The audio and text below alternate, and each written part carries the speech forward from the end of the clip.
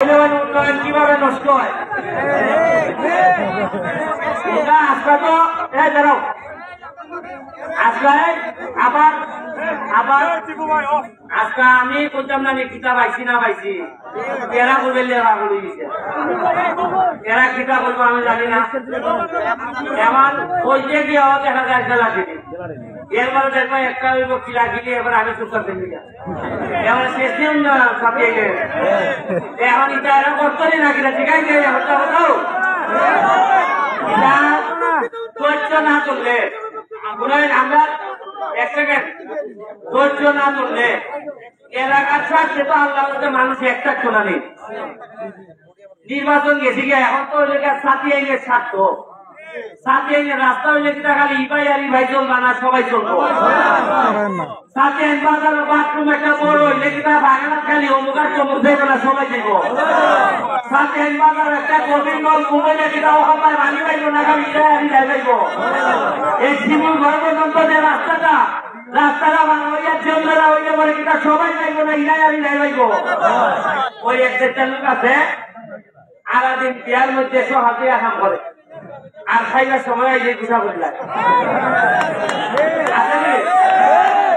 চারটা বাগান দেখে গুছা বাগানে যায় না, সাড়ে চারটা গুছা বানছে দেখা যায় কোনো মানুষই নাই। এই যে খাইতে থাকে চেলিয়া এমন টাইমে গুছা বাংলা দেখবা জগদীশপুরে লিখিয়া মাল অবস্থা। এবার সাথে আগের যে আসলা ওইটা লই বাড়িটা আমি আল্লাহ কোনো মাত রাখি পাই, কোনো মাত না। একটা প্রোগ্রাম করতে গেলে এটা কিছু হইব, কিছু হইব ধৈর্য ধারণা করছে এরা নেতা। আমার দিকে এই যে নির্বাচনটা করলাম শুরু করছি, আমারে কইছেন আমি বেলে যার সন্তান, আমি ধৈর্য ধরছি না।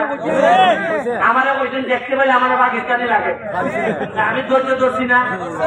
কইছেন আমার জন্মের মধ্যে অভিশাপ আছে, আমি ধৈর্য ধরছি না। ধৈর্যের ফল মিষ্টি হইতে হইতে 1 লাখ ভোট বেশি বেশি ধৈর্য ধরন না কিনা আমার যারা পড়ার পরকে আমি কিনে নিতে আসলাম। এই যে আমি ধৈর্য ধরছে ফল পাইছি মিষ্টি, ধৈর্য ধরতে না ফল পাই যায় না বাবা, এরপরে আগের জায়গা সেই জায়গা। আর আমি মনে করি যে এটা কিন্তু আমার চোখে পড়ে না, মনে করবো যদি দেখি তারা দেরি করেন তারা বেশি, তাহলে আমি কিন্তু আস্তে আস্তে কিন্তু সাইড করে দেব। আমার যদি মনে হয় আপনার গ্রুপিং এর কারণে সাথে আইনের মানুষ থেকে দেখি গা, আপনি আমার যত মনেই হই সাথে আইনের মানুষের ভোট পাইছি আপনার আমি সাইড করে দেব।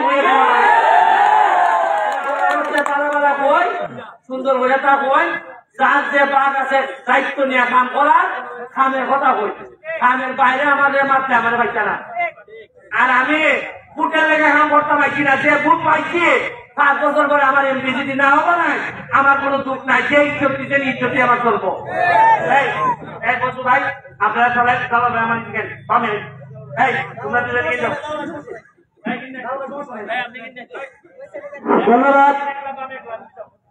আমরা কি এমপি মহোদয়ের কথা শুনছিলি? ধন্যবাদ। আমরা প্রায় প্রত্যেকটা ওয়ার্ড থেকে একজন করে বক্তব্য দিচ্ছি। এই মুহূর্তে বক্তব্য নিয়ে আসছে 4 নং ওয়ার্ড থেকে জনাব ফজলুর রহমান। ভাই সংক্ষেপ করে তারা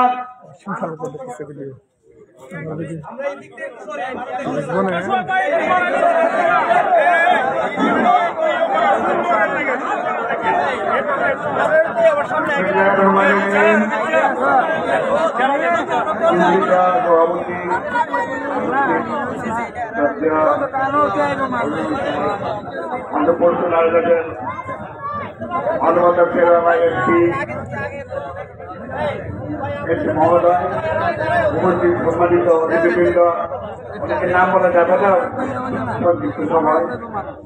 আসসালামু আলাইকুম। আমার বক্তব্য তেমন কিছু না, ফুটবল প্লেয়ার হিসেবে সমবায় অত্যন্ত দক্ষ লোক। এই যে আমাদের একটা চাওয়া ছিল উনি নির্বাচনের পূর্বে সাগুতেন গ্রামে একটা ফুটবল মাঠ সুন্দর করে দিবেন।